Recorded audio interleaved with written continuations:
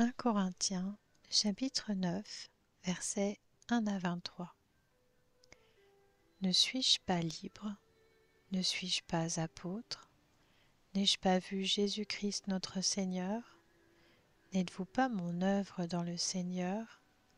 Si pour d'autres, je ne suis pas apôtre, je le suis au moins pour vous, car vous êtes l'empreinte qui authentifie mon service en tant qu'apôtre dans le Seigneur.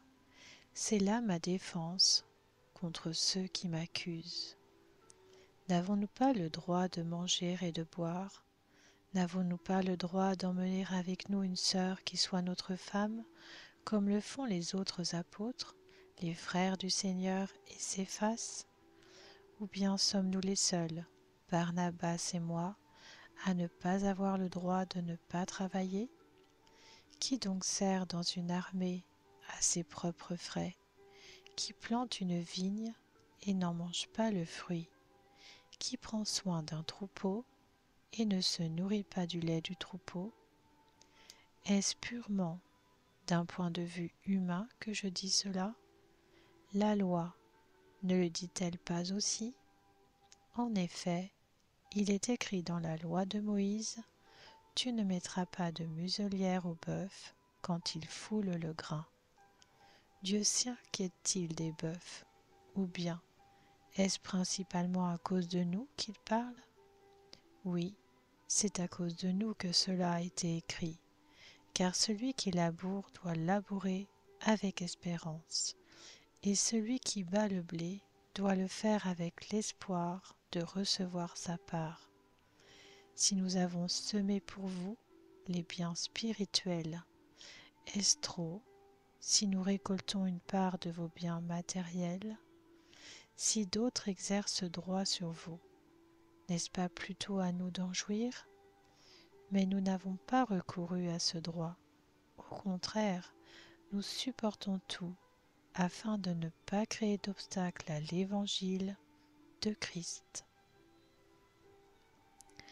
Ne savez-vous pas que ceux qui assurent le service du culte sont nourris par le temple, que ceux qui servent à l'autel reçoivent une part de ce qui est offert sur l'autel?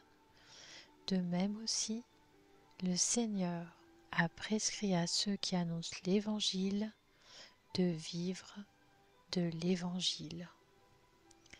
Quant à moi, je n'ai eu recours à aucun de ces droits, et je n'écris pas cela pour qu'il me soit accordé, car j'aimerais mieux mourir plutôt que de me laisser enlever ce sujet de fierté.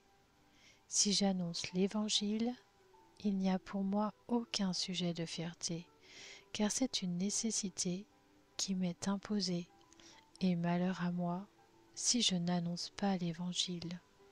Si je le fais de bon cœur, j'en ai la récompense, mais si je le fais malgré moi, c'est une charge qui m'est confiée. Quelle est donc ma récompense? C'est d'offrir gratuitement l'Évangile de Christ que j'annonce, sans faire usage de mon droit de prédicateur de l'Évangile.